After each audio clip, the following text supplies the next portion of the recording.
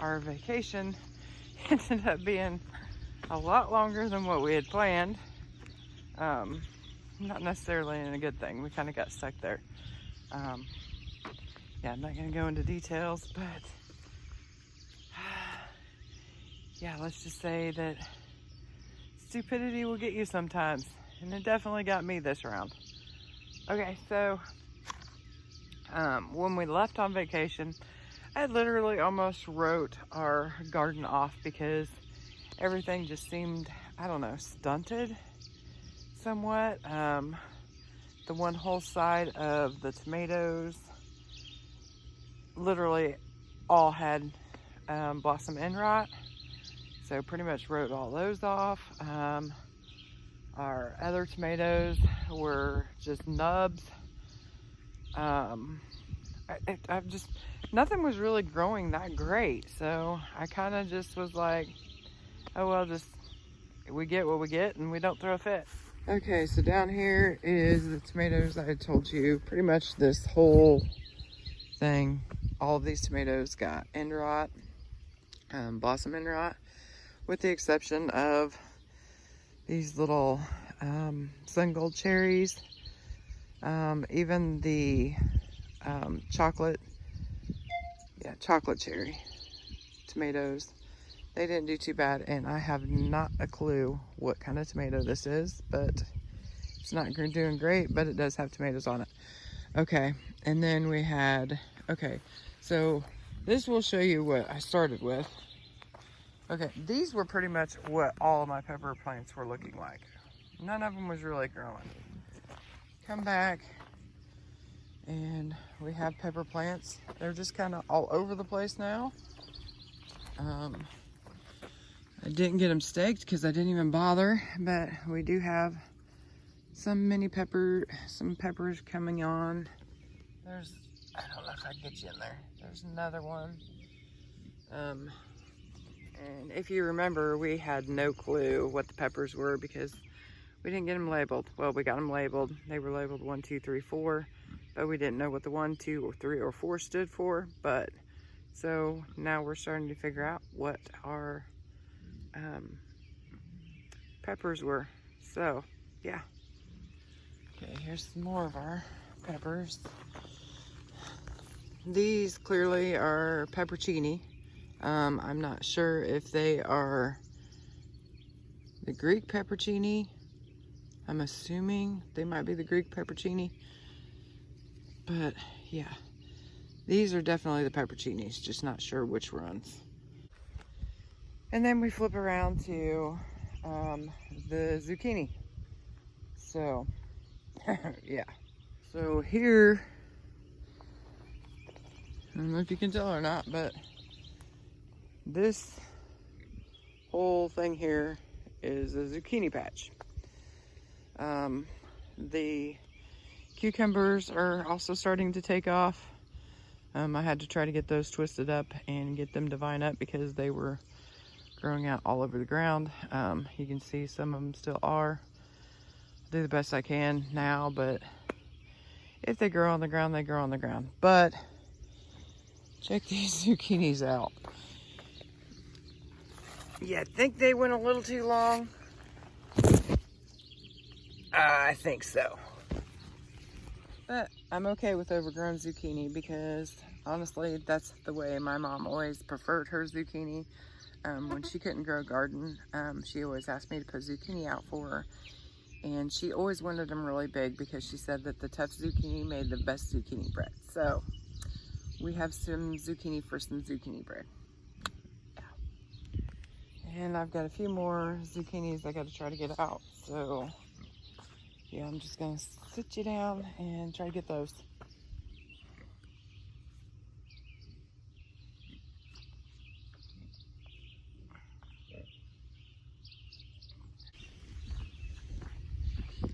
This is the other side of the zucchini. You can see this patch isn't doing quite as well, but I caught all of this growing into that, so that might have been part of the issue. But I tried getting these back up on the trellis, so hopefully that'll help out. Now, over here is more of our pepper plants. Again, they were numbered 1, 2, 3, 4, so we're finding out that apparently number 3 is green peppers, and number 4 would be a jalapeno. You can see a few of them. Probably gonna let them go for a little bit longer. And if you look behind me, we've got the tomatoes over here on this side. The tomatoes did much better on this side. Yeah, they kind of took off on me while I was gone, so yeah, I'll just show you those. Okay, so we have some sun golds here, some sun golds here. Obviously something's been running through our garden because we got quite a few plants down.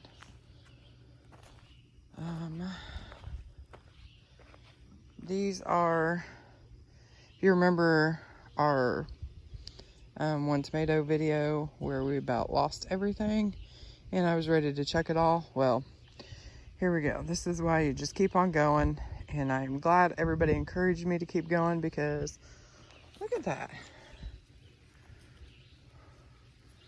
And there's another big old clump of them there. Some more here. I mean, this one is just really coming on, and so is the one next to it. So I got to try to get them back in the cages. So this one here, it's called the mortgage lifter tomato, and that one might be better. They still got a ways to go, but we actually heard about this variety from Michael over at Frogfoot Holler, and it's got a really cool little story to it. So when he told me that story, obviously I went out and got it. So I've got this one growing, I've got one growing over there, but that one didn't do as well. But this side over here is doing wonderfully. So, but yeah, really cool story, a little bit of history, and you guys know I'm a history nerd. So during the Depression, a guy known as Radiator Charlie set out to grow a big meaty tomato that could feed his whole family. Well, he planted a German Johnson tomato like in the middle and then surrounded it with different types of tomatoes, a beefsteak, an Italian variety, and an English variety. And he just kept cross-pollinating and saving the seeds from the strongest. And he just kept repeating this for like 6 years. And then he began selling the seedlings for $1. And people drove like hundreds of miles for these seedlings. And with the money that he made from the seedlings, he paid off his entire mortgage in 6 years. And that was during the Depression. I thought it was a cool story. These are some of our Rutgers. They're doing pretty decent. Not huge yet, but on their way. And then this is the beefsteak hybrid. Got a little issue going on here, but here's a good one over here you can see. This is a beefsteak hybrid. These over here are chocolate cherries, and these are just really pretty growing. As you can see, our onions on both sides did not fare well. We had flooding, a few different floods, and then I guess while we was gone, it flooded again. So we did not do good in these areas. So we'll have to figure something else better for this area next year. You can see the lettuce did quite nicely while we was gone. And we've got some apples coming on.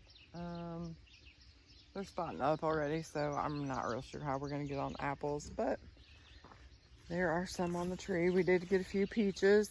Here's our green beans, not doing super great, but we're getting a few.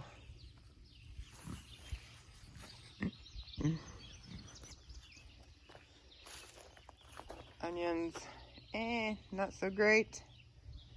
We got some cilantro, the basil, and oregano are going pretty good. But those of you following our channel knows there's one thing that we've never been able to grow before.